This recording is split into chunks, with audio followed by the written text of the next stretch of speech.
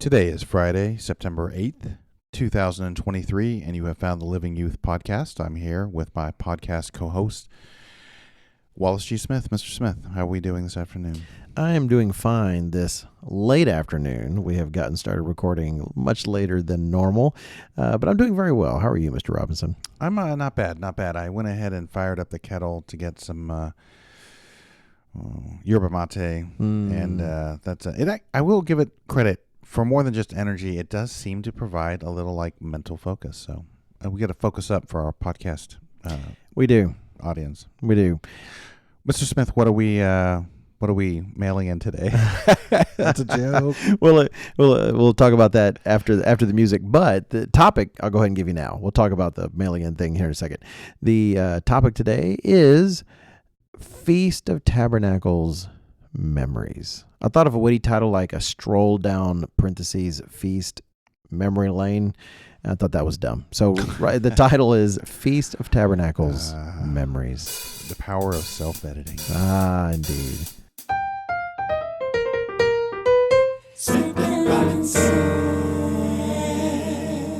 And we're back. Welcome, everybody, to another Living Youth podcast. And Mr. Robinson joked a while ago before the music that we were mailing it in today. It's not exactly the case, but we do want to be upfront with you guys. It has been a busy week. Mr. Robinson's been out, which has been good, and then today has been crazy. We were doing really well getting camp books together until the printer machine difficulty. Decided not to. In fact, if the machine hadn't decided that, I'm not sure we'd even have time to squeeze in the podcast. But we haven't done as much show prep as usual, and we have been thinking about a topic that we could talk about in the lead up to the feast. And now that we're in this spot, and given how little preparation this topic takes, this is what we decided to do. Is that a good summary of how we got here? An excellent summary. Let's see. Checklist 1, very busy. As everyone out there is going to be getting ready for the feast. That's right. I will say one thing that's different about working for the church. So when I was at my old job, and I would assume it's similar for you, you're the only one getting ready to go to the feast. So you're you're just going through the to-do list, getting everything done so that you can have it on everybody else's plate while you go to the feast. Well, here at headquarters, everybody's doing that. There's no plate to put it on. No. Everybody's going to the feast. It's like, where are all these emails coming from with these things? It's everybody else getting ready to go. Everyone doing the same thing. Yeah, so pleasantly busy times here, but at the same time, it's a blessing because at least we do have employer where we get off for the feast. Very nice. Because the church understands we all need to get off for the feast. If you're wondering if it's great to work someplace that takes the feast or that keeps the feast and lets you have the feast off, no question, it's as nice as you think it is. We are very grateful for that, to be sure. But that means we're all working very hard right now. So and so shout out to those who are working hard to prepare for the feast. Those of you at home are doing exactly the same thing, we know, and we're doing it here. So as things have been very busy, and we had thought about the idea. And by the way, I should also say, though this week's podcast is one that's pretty straightforward, I think that we give ourselves permission to kind of have a relaxing one. But then next week we have a guest planned, and we've been looking forward to this. We talked with him. In fact, we're thinking of talking to him this week, and then this week didn't work out, which was great for him. It didn't work out for him that well either. But next week he should be in, and we're looking forward to that. And that'll also be actually festival related. So God willing, that'll happen.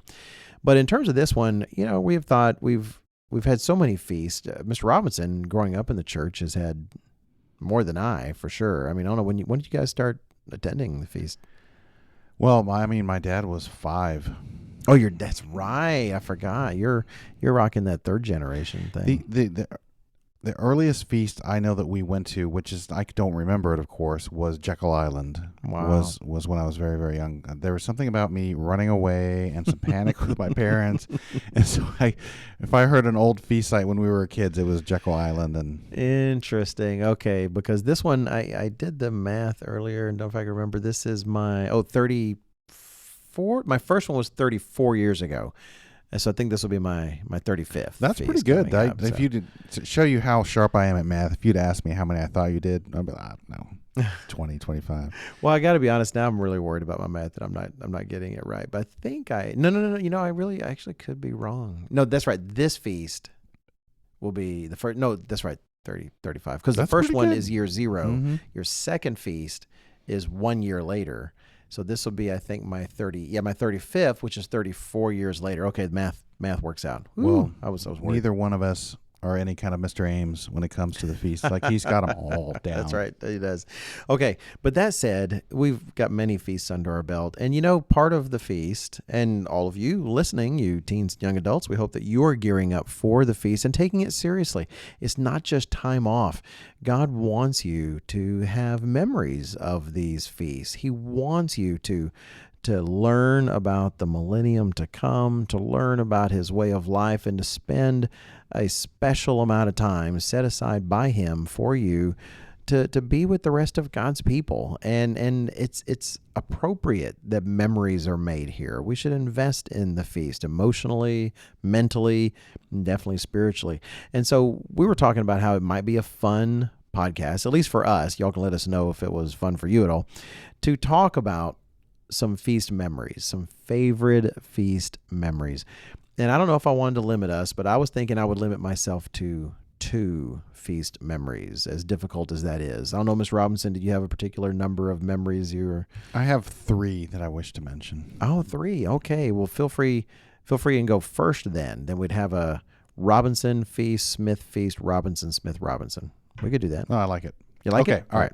Because there's one in particular I would spend more time on than the other. So, but the other 2 are, let's say, if I had to pick a feast. See that? Okay, let me address something right up front. I want your opinion on this. Okay, Mr. good. Smith. All right. So, as you've already noted, I grew up in the church. So the one of the themes of the feast has always been the idea that this feast was great. It was so great. It was the best feast ever, and they just all built one on top of the other. Right.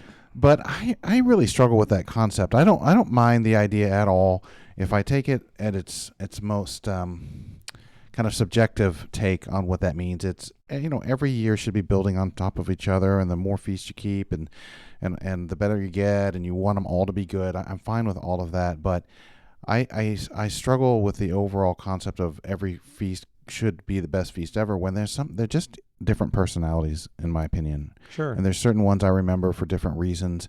And it's like, for fact, my third one, when I get on it, in fact, I need to turn on my podcasting notification. Oh, yeah. Let's turn off our notifications. I'd be curious to know if some of you listening out there sometimes hear a ding in the background or something. And that's usually because we haven't turned off our various notifications. There's a group chat, which... If anyone out there has any love for me, do not add me to your group chat. Hold on a second. Sorry. So for me, I'll draw a distinction between feast growing up, which I don't remember quite as well, but we often went to the beach for the feast, and I just thought that was normal. In fact, I assumed everybody who went to the feast went to a beach. Was that Corpus Christi? It was not always. It was a number of times. It was Corpus Christi. But there's a lot of beach feasts. Lots of beach feasts. My parents liked going somewhere warm. After 19 years living in Austin, Texas as an adult, we got to, August, we'd get to September, which still felt a lot like August, and it's still hot. We wanted to go somewhere cooler. So one of the first places we ever went was Jackson Hole, Wyoming. And Audrey and I were newly married. I can't remember. I think that was the second. It might have been the So I think the first feast we went to as a couple was in Italy. We were in United then. But then the next year was in England. We went to York, England, which was outstanding. We really enjoyed that one. But then the next one was Jackson Hole, and the reason Jackson Hole was special is because we still kind of feel like newlyweds. We didn't have kids yet, and I'd really, even though we traveled a lot when I was a kid, it's just different about going to other places as an adult. Right. And Jackson Hole is so different than Texas as you might imagine. You're just up there in Wyoming, and the Tetons are just spectacular. Yeah. And I just remember we drove in. We flew into Salt Lake City. We rented cars, and so we're driving up there. I think it's 6 hours from something like that. And it starts to get dark. But since the moon's out, it's the big full moon. When we finally get along, so start driving along where the Snake River is, and you just see it silvery, glistening, going through, cutting through the landscape. And then we had to stop somewhere briefly on the side of the road. There wasn't a lot of traffic, and we got out, and just that alpine, crisp, cool air, something you never feel in Austin, Texas. And the moon was out, and it was beautiful, and we had great weather the whole time. And it was one of the nicest places we've ever stayed.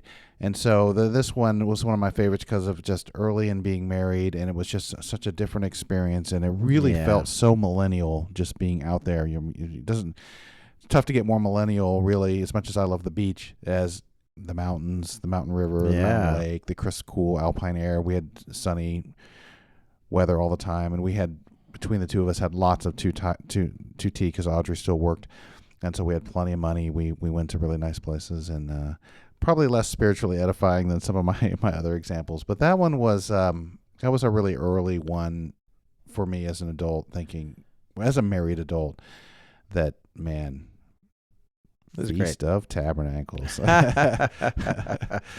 Okay, well, you know what? You're going to force me to add another one to mine so that I have three. Peer pressure. Because, well, you'll find out why in a minute.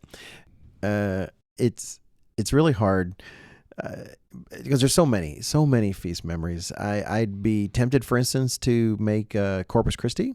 In 1991, I proposed to my wife at the feast in Corpus Christi. Well, she wasn't my wife then. That would be kind of weird. She was not yet my wife, but I wanted her to be one. And, well, not just one, just the one. And proposed to her that feast there in Corpus Christi, Texas, 1991. But I thought, I won't use that one for this one. Also, a shout out to Jamaica and Montego Bay. That was my first feast as a trainee. I wasn't ordained yet, but I was a trainee and was speaking. And that was Scott Winnell there that year? Yes, he was. In fact, Diana telling us him and Mr. Frazier had to do all the anointing and stuff, and I wasn't ordained yet. So I was like, well, sorry guys, and I couldn't pitch in that way. But that was great getting to be there with them, and loved their being in Jamaica. It was actually my first time, I guess my first as an adult out of the country. I've been out of the country before. And it was also neat because it was the kids' first airplane ride, and we talked it all up. That was very exciting. Right. So anyway, Jamaica, that was fantastic. But in terms of, for the sake of the podcast, I'll focus on this one, and that for my first one, and that is my very first feast. My very first feast in 1989 in Big Sandy, Texas. And it was phenomenal. It was what you might imagine your very first time at anything like this. It was camping, and I'm not naturally a camper, though I've been to a lot of camps in the church now. It was me and two other guys, and they're both my age. By then I was 19. I started attending when I was 18. By then I was 19, and these two other guys had been less than a year in the church, and these other two guys were also about 19, I think, a freshman in college like I was. And actually, about that was the fall. We might have just begun our sophomore year by then. And we were all single, and then there was an older single guy who he's kind of like dad for us. He was kind of looking out for us, and he said, you guys. So he kind of helped us get our act together to be able to go. We had like a big military tent so that all four of us could share one tent and combine expenses, because the entirety of my second tithe was $50. Mm. It was $50. I tithed on this one kickback I got from a scholarship that went unused because I had enough scholarships to cover my time in college, and it was like a $500 thing. So I tied that $50. I had $50 in my pocket, and so many memories for that. So many of those basic feast lessons that you want to learn as soon as possible. And in that particular case, I've told the story before, and maybe even on the podcast. I apologize, and I'm not. This is not an endorsement of the soda industry or of soda products, or for those who call it pop in different parts of the country, or those who call it all in Texas, we just call everything Coca-Cola. Everything was a Coke. Yeah, exactly. Or Coke, not Coca-Cola. But in this particular case, we were on our way to driving out to Big Sandy, leaving from, I can't remember if it was from Waco. It might have been from Waco, because we picked up a pickup truck from my future father-in-law. I didn't know he was my future father-in-law, because we had two cars, my car and this other car. And we're on the way out, and, you're going out to East Texas, and so it's starting to get kind of a lot of nothing, But we stopped to get gas at this little gas station, little kind of mom and pop gas station, and I remember seeing a Big Red. For those of you who don't know what Big Red is, a soda. It's like bubble gum if you turned it into a liquid, I would think. It's pretty sweet. But I remember seeing that and being in line, and then I thought, well, wait a minute, it's whatever your heart desires, and man, I'd love to have that bottle of Big Red, so I bought that bottle of Big Red for, I don't know, 50 cents, whatever it was, and had it in the car. And again, I'm not encouraging anyone, hey, it's okay to drink a bunch of soda. No, this is one soda on the trip. But regardless, it was second tithe. And as silly as this sounds to some of you, hey, get off my back. it was like God bought me that. It was like I had spent the money that God told me to set aside for the feast, even though it was only $50. And I'm trying to be careful with it, but here's this thing, and I can afford it. It's 50 cents. I'm not, and so, man, the next few miles that I'm sipping on that Big Red out of that bottle, it was like, it was as dumb as this sounds. I know it was like the Eternal had actually purchased me this drink, and it was joyous, and it made me think. Because what the second tithe is for, it's to teach you to fear God, and it was like, here's this one who's involved in my life in a way to whom I owe my life, that I have to think about things differently. And it was a fantastic lesson. Everybody was so generous that feast. They said, boy, you just show up and everybody's going to be feeding you. They're going to see you and say, hey, here, have some turkey bacon, have some this. And it was just like that. You're waking up in the morning, walking around. You're a few, young, starving college kids without much, and just plenty all the time. People just sitting down, asking you, they got extra and they give you some. And it was, we didn't have to beg, and we'd pitch in. It's the first time I ever worked security any place, kind of volunteered for security, and still have the Bible I bought there from the Ambassador College bookstore. And just a wonderful memory. Just started off feast keeping on the right foot, and a lot of good basic fundamental lessons there. That, man, you got a lot. Your first example has a way deeper spiritual lesson. I actually really like that story, and I know that you're kind of apologetic for being, for it sounding silly, yeah. But I love that.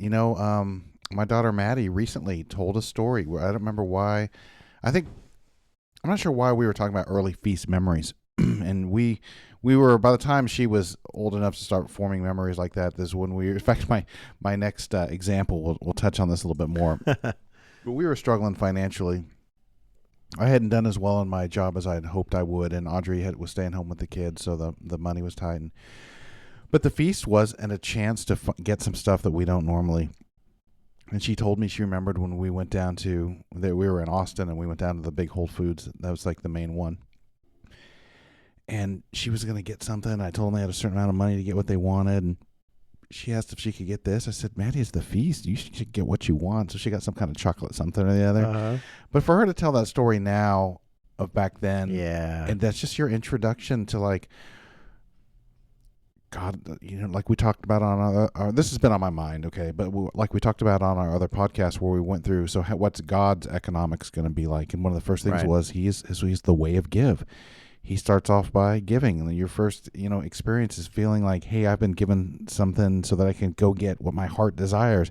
I would have assumed it needed to be a Dr. Pepper, but the Big Red, so you would think, I get right? it. So you would think. So what a great story. Oh, thanks. All right, your turn. That reminds me of. Oh, I will mention one thing about the Jackson Hole that I do think is significant, and I think enough time has gone by that it's not an unreasonable anecdotal story. But when we went to Jackson Hole, it was, I think, 1998 or 99. I think it might have been 99. And the reason that's significant is that's right around the time that there was the split back, with Global and Living. And my wife and I were still going to United, and we were, our in-laws said, hey, why don't you come to the feast with us in Jackson Hole? And I'd always wanted to go anyways. So it was kind of selfish, let's be honest. But Ben Whitfield was the festival coordinator there, and we went fly fishing. So I get to say I went fly fishing on the Snake River one time. We lost his best lure, the Chernobyl lure. We found one and bought him a new one though. Okay, and there I was standing on the bank with Ben Whitfield, and we were getting our fishing gear going. He just starts talking to me. He's like, "Hey, how you doing over there in United?" And it's just like this slow, easygoing, evolving conversation. And I won't go into detail about what it was, but he talked with me about United and what was kind of going on and some different things like that. And it made me like question why I was where I was, like for what decision making went into all that. And again, without getting into great detail, we came back from that feast and decided that we felt like the Living Church of God was a better match for it was along lines of government things with some of it, and doctrinal, frankly. Yeah. And anyway, I have to really I'll always be very thankful to Ben Whitfield for having had that conversation. He did it exactly the way you needed to with me, especially at that age. Like if somebody had been kind of more confrontational, I might have been. I think probably would have been more defensive. He was more just kind of querying you and opening things up. Yeah, wow, just making me think, and in a very easygoing way. Never felt like he wasn't pressing you. Yep. Oh, that's fantastic. So I did get one. That was a pretty significant thing. No, I think it was, and kudos to Mr. Whitfield. Have you ever a chance to tell him that story? Did you have a chance? You did get to tell him that. Good. I told him that talk we had there on the banks of the Snake River had meant a lot to me and impacted. Oh, that's fantastic. That's fantastic. I miss him. Okay. All right. So my next one, and here's where you kind of forced my hand, and that is I'm going to talk about my Jackson Hole feast, which I was not going to. It was going to be on the list of ones I had to make myself skip. It's just a magical place. Oh, I tell you what, I think the time we went might have been the last time it was there for a while, or maybe there was one more after that. But we, in 2002, were there. It was right before David was born, actually. And we went to Jackson Hole, Wyoming, and so much of it was special. One, the Tetons. Growing up in Texas, I'd never really seen mountains. I mean, I've been to the hill country, but we didn't fly. We drove the whole way. We drove from Dallas, Texas area over about 2 or 3 days.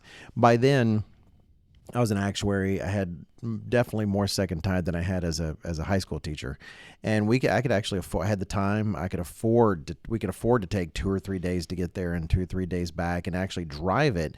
We had 3 kids, and I tell you, not the drive. And I want to save this last part for there's an element of this for my last time, but the drive there itself was fantastic with the kids. We'd never taken that long a drive with the boys before.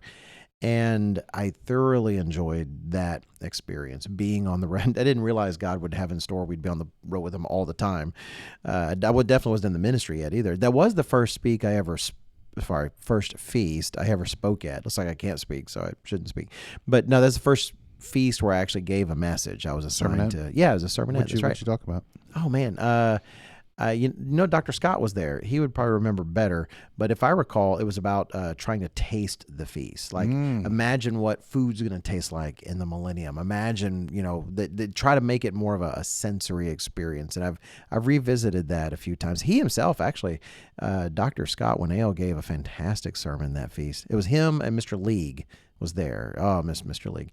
But he gave this great message about man's attempt to make utopia different and how they've always failed. And of course, this one's going to work. And I've always remembered that. I thought Dr. Scott Winnail did a fantastic job with that. In fact, I've been working on an article for the Tomorrow's World magazine with the same kind of theme. And it's a theme that's been with me ever since he gave that sermon there in Wyoming. I really appreciate it. So that one, I participated in the fun show. I have a weird, I say magic act, but that I don't want people to be bothered by that. It's really just dumb tricks that you watch them and it's clear. Okay, this is illusions. Dumb. Yeah, and they're not even that because they all don't. They're dumb. Well, it'll be a mystery. I'll show you Mr. Robinson. Look and see. Boop. It's like let's see. It's that. That's not bad. Nah, thanks. It's just good. dumb little hand tricks that everybody realizes. Okay, you're not very good at this. So, but it was kind of it was more a comedy bit. And the boys were there, and it's also one of our first feasts on our own, where it's just me and my wife and the kiddos. We normally would go just not having to do it that way, but we'd often go to the same place where her family would go and love that and love being with them for the feast. Again, not knowing eventually once you're in the ministry, you get assigned a bunch of places, and we would have lots of feasts that we didn't go to where they went. But it was the first time it was just her and me. We had a couple of friends there, and we had our kids. And the trip was amazing. It was the Tetons were absolutely stunning. You're right. Just getting to experience mountains for the first time was so memorable, and I was grateful we were willing to make a long trip and willing to do that drive. Well, we've done that drive a couple times because we went for or at least one time because of camp. And you drive from Dallas, you go across the West Texas plains, and then there's different ways you can go, and then up through New Mexico. Yep. Up through Denver. And what's amazing to me is because you hit this area of Wyoming, and you're actually at a pretty high elevation, but it doesn't feel like it. It just feels like it's big and wide open, flat and deserty, and then all of a sudden it starts to change. And that's a pretty cool drive. That's good. We took one trip up to the top of the mountain. It was like a day when you could take the little cable car. I wasn't a cable car. I can't recall what it was. And we got out with the kids, and we wanted to take a picture, so I took the two older boys. I think Benjamin could have walked it. Well, maybe I took Ben. I can't recall. I don't know if it was all three or just two, but went down a bit on the slope a little bit, so my wife could take a picture. Jane took a picture, and then I got to get them back up, and I could tell how hard it was. It was harder to. I didn't think about it until I'm trying to climb this little slope, and I'm running out of breath a lot. And let me just say, I was a thinner person then, I will say. So it wasn't that. It really was the first time I really noticed, wow, the area is actually thinner up this high. But just so you know, we did get off the mountain. So you're here today. That's exactly right. That's evidence that happened. So all right, that's my second one, Mr. Robinson. Okay, on your third. 2010. I think the town was Yare. I think it's how you say it. Yare? Yare. Wow. It's like a with an H. You know, the French. You know, so it's so different, the pronunciation of the letters compared to like Italian and Spanish. It sounds a little more like the sounds a little more like you would expect in English, and the French have a different. Okay, love the French. So that was that. Here's why that was memorable. So now there's the town, but where would that be? Where? In France, the south. Oh, it's in in south France. South of France. Okay. Well, the French are colonizers, kind of like we've been. So I wasn't sure if it was someplace else. Got it. No, the Côte d'Azur.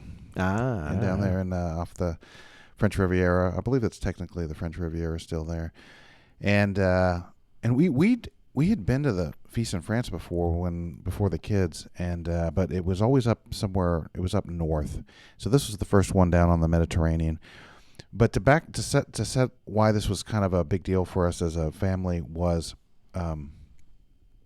so friend of the podcast, Phil Senna, was our pastor down there in Austin, and he was the festival coordinator for the site there in New Braunfels. And one year he asked us to help him, and we're like, hey, sure. We didn't have a lot of money anyway, so a close-by feast site sounded good. And we loved New Braunfels. You said you'd been, right? Oh, yeah. Yeah. The water wheel and everything. Okay. And I think we went there like 3 years in a row. And then I started to become aware that my wife was harboring some interest in going to the feast in France. Okay. The problem with that was we were kind of committed, not committed exactly, because it was early enough in the process, but I had an expectation that I was once again to go to New Braunfels, and I liked working with Mr. Senna and helping him, so it was always kind of fun to me. In fact, my feast started talking about spiritual concepts. When I started serving at the feast, my feasts got a lot better. Yeah. And so I definitely recommend anybody who has an opportunity to serve at the feast to do it.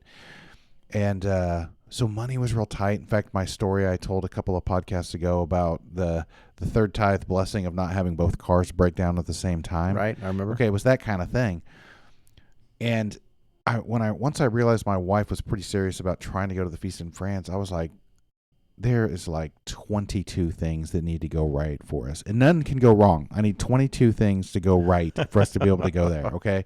Including starting with talking to Mr. Senna. So I said, hey, because he was kind of assuming the same thing I was, and there was no reason. I mean, that was a reasonable assumption. And so I was talking to him, and I said, hey, my wife kind of wants maybe go to France.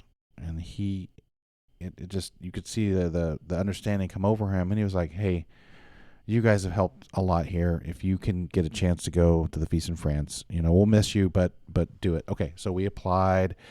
We didn't have anywhere near enough money. I can't remember all the things that needed to go right, but every single one of them went right. I mean, you talk about an opportunity. It was because the only way we were going to go to the feast in France that year is if God paved the way for us. You talk. There's the spiritual concept of I think it's in Isaiah of this. When God's bringing the outcasts back from around the world back home to Israel after Christ's return, that this road, this big flat road, raise the valleys and lower the mountains, and it's like this royal road, and it just manifested before us, and we just had to walk down the road, and everything kept working out. It was incredible. That's cool. Everybody in our immediate families knew we were trying to go, and everybody gave us some money, and we got great deals on tickets, just everything. And you talked about having your big red and feeling like God had given you the money to get that. Yeah. That's what this feast also felt like to us. It's that's like awesome. The only way we were going was because God worked it out for us. And here's another thing. I managed to finagle getting off 3 weeks from my job there, which was not for the church. But I had been at that company so long that I've when I finally had a chance to kind of cash in some chips, as it were, with credibility, I was like, hey, I know this is a long time when we normally go, but do you guys? It was a smaller company. They went for it. So we went. The girls, I think Maddie was 9 or 10. So Ella was a little young, probably doesn't remember it as well. I think even Maddie said she doesn't have as many memories. But for 3 weeks, we went to the south of France. Afterwards, we went to Paris for a few days. We actually took a high-speed train up to the name will come to me. Anyway, to another in Belgium. What's the capital? Why can't I remember this? I've been there twice. Very well-known city in Belgium. Bruges. Oh, we did go to Bruges, but that was a different time. It'll come to me. Brussels. It's Brussels. Thanks. That's where I learned that they say Bruxelles. Oh, do they? Yeah. So we still just said it like cretins from America, only knowing one language. Well, you hear me say Bruges. You see how I tried? Bruges. See, we can't even. But the capital, I just say Brussels. Yeah. I don't know how they would say Brussels. Well, it has an X sound in the middle of it. That's interesting. Bruxelles. Really? Okay, enough for me going on and on about it. But it really was. I to this day, not constantly, from time to time, I will think about that feast, and it was always a perfect feast. Like God worked everything out. It's like. Have you ever, like a movie trailer, have you ever wondered what would happen if God made the feast work for you? And it was just everything. There was nothing bad about that feast. It was all excellent. That's great. And we had no business going based on our financial situation. So. Yeah. That is faith building too. I mean, I think God does do some of those things for us sometimes, and He knows. Boy, they're going to look back on this and remember. That where His presence was made a little more obvious. Sometimes than it is others, and that really is exciting. And I don't know if I had the chance to comment before I go on to my last example. But your comment about the best feast ever, we don't want to rob from people who like to use that phrase a lot and say, oh, this is my best feast ever, because if you can, keep building that's wonderful. And we should aim high every feast. But, sometimes it's okay to have a feast in the past that might be your favorite for a long time.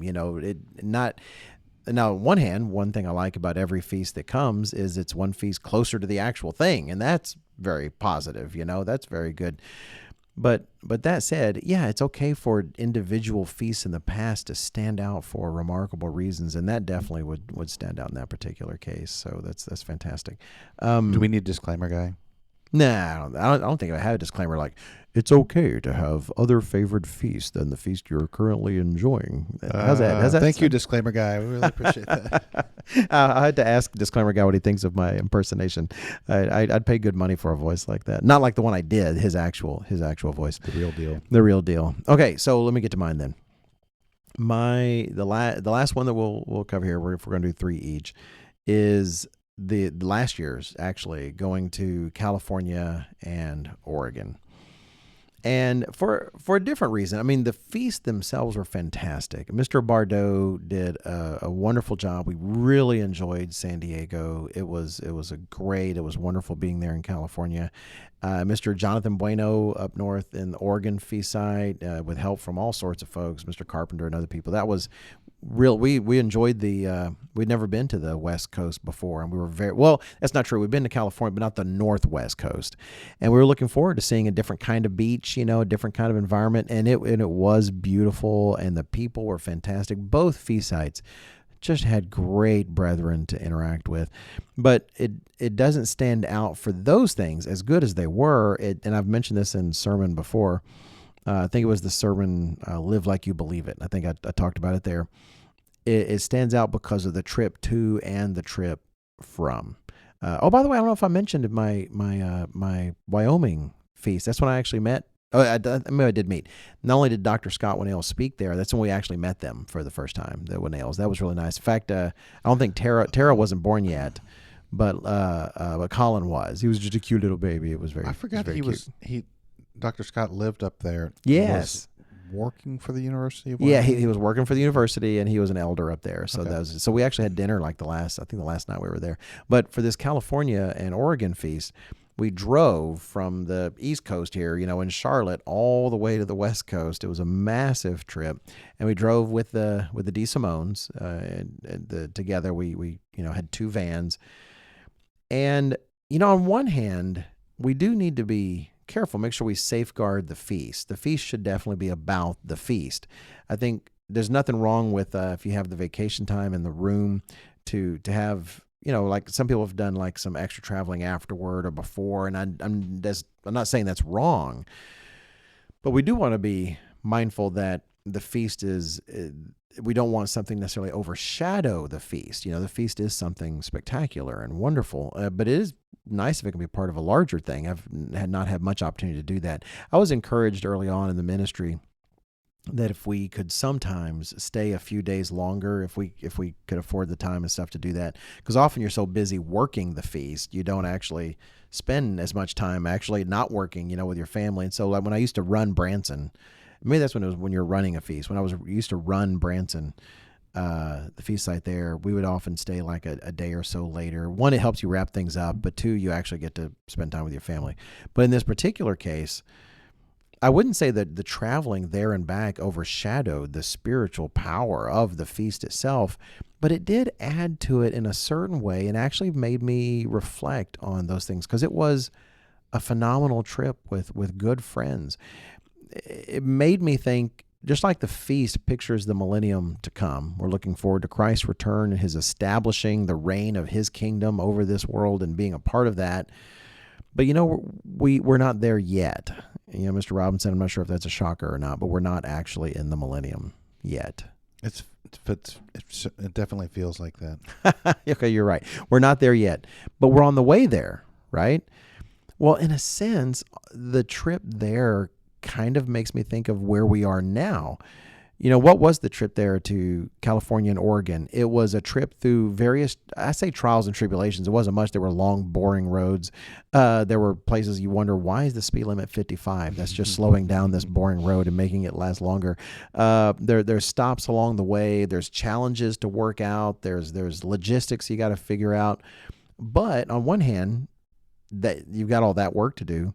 On the other hand, you're there with friends. You're doing it alongside other people who are going in the same direction, who have the exact same goal that you do, and are making the journey with the same values and the same desires, with the same spiritual frame of mind. And in a real way, I think that trip across the country with the DeSimones, it does remind me of the trip we're on right now, currently. I mean, you and me here at this table. We both have God's kingdom in mind. We're trying to seek it first in our lives, and we're different people. If you didn't know that also, shocker, we're different humans. However, we do have the same goal. We have the same direction that we're headed. We have the values that God has gifted us with, and being able to make that journey together with others of God's people in this life on our way to the millennium is a blessing. I mean, who would want to be and some of you listening might be this person that Christian who's in some isolated place and doesn't have easy access of people to fellowship with.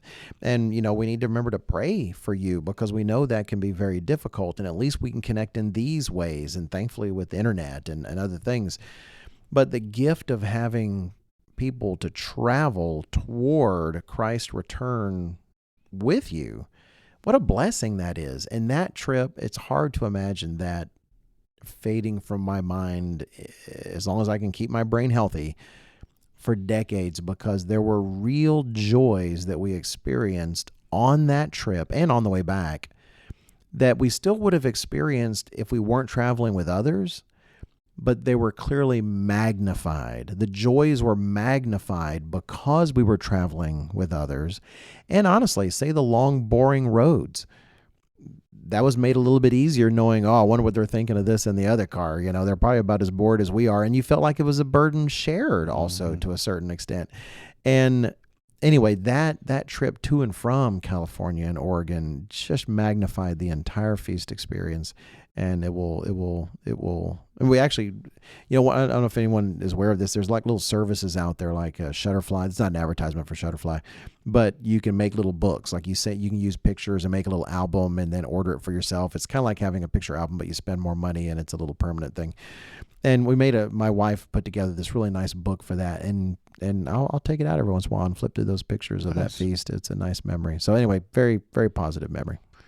Okay, technically I only did 2.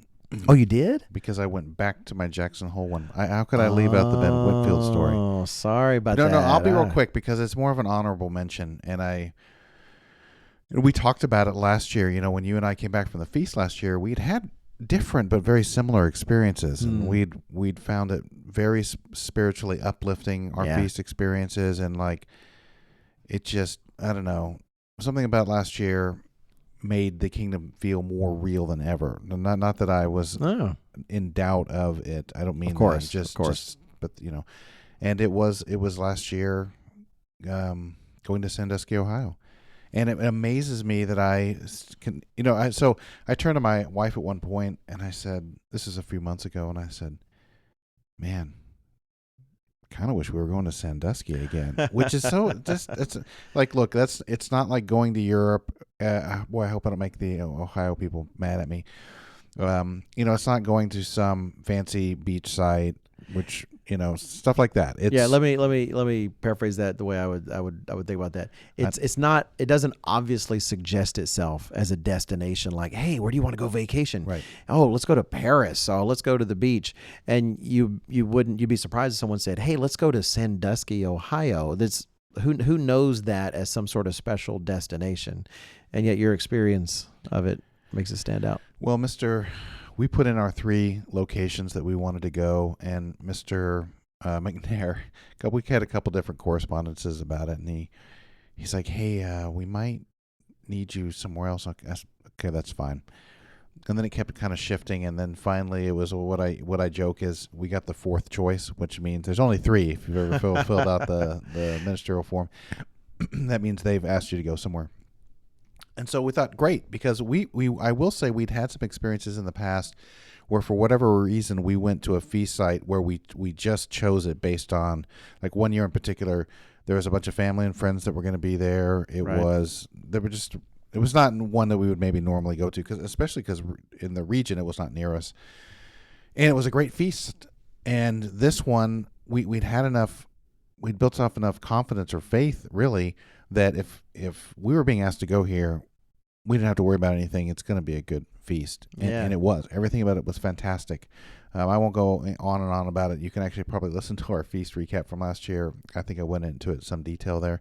But it hit me a couple things, because one of the things Mr. Weston's brought out here and there is, remember in the old days, there wasn't the question of where you're going to go to the feast, really. The feast was here, and maybe the feast was here. And that was it. You were just going to the feast. You weren't going to St. Augustine, Florida, like I am this year. And so I have to remind myself of, am I going to St. Augustine, Florida, and going to the beach for the feast this year, or am I going to the feast? Good way to put that, Mr. Robinson. And so Sandusky, Ohio we're going to the feast. And we didn't have the girls with us, which meant it was just simpler. And we were just there, very present at the feast, and just... There was not a lot of stuff to go, like there weren't sites. There was some things to do, but there weren't a lot of sightseeing. So you were, and everybody stayed at the same place, and most people did. And you were just around the brethren more, and it was wonderful. We had a great feast. It was very, very spiritually uplifting. I was very encouraged coming out of it. And it's not the kind of thing especially some experiences are just individuals. Some people like certain things, some people like others.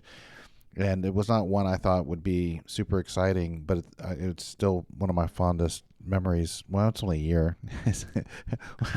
But still, I kept thinking about it. It stood the test of time. It has. 1 year's worth of test of time. This summer a couple times. And so, in fact, here's my final kind of lesson, if you will. All right.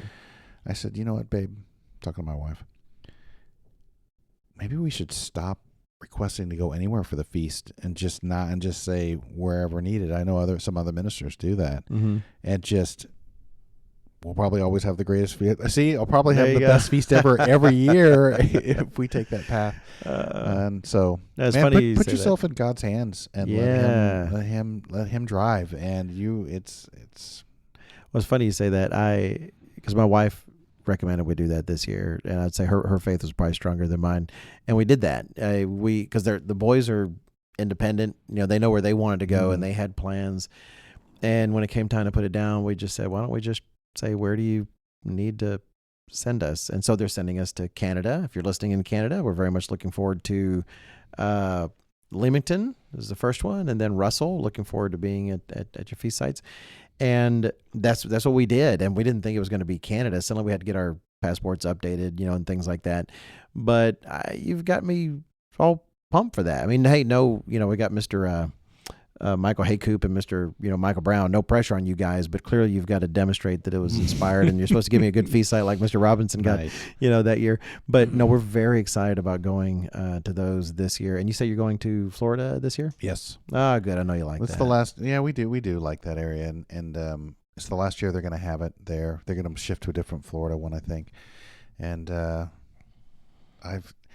it's so funny that just the phases you go through in your life as you get older, and now I'm just like, it's like I'm some snowbird from up north. I just want to go to Florida and go be warm and go to the beach.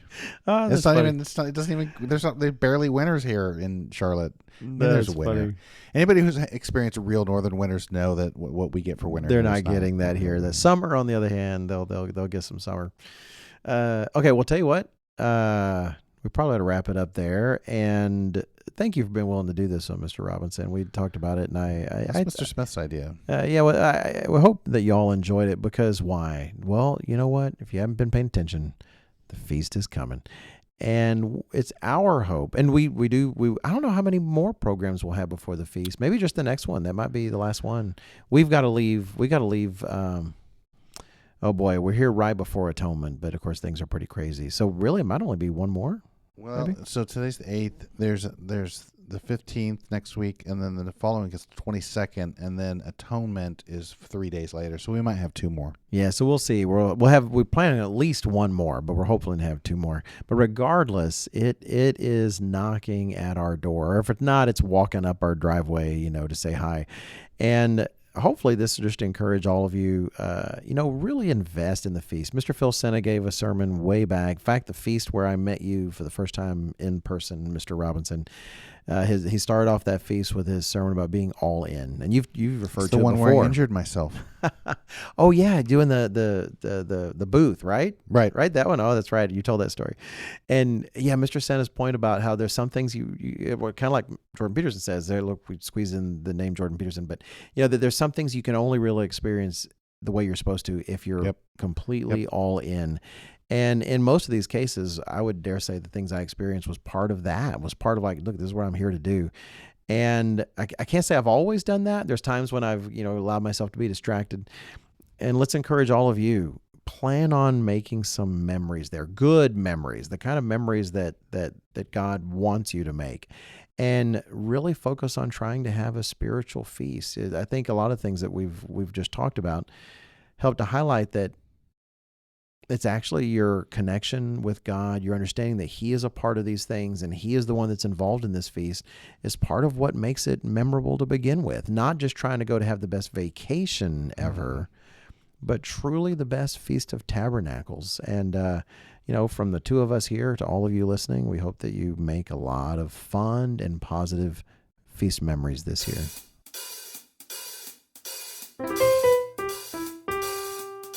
Smith and Robinson.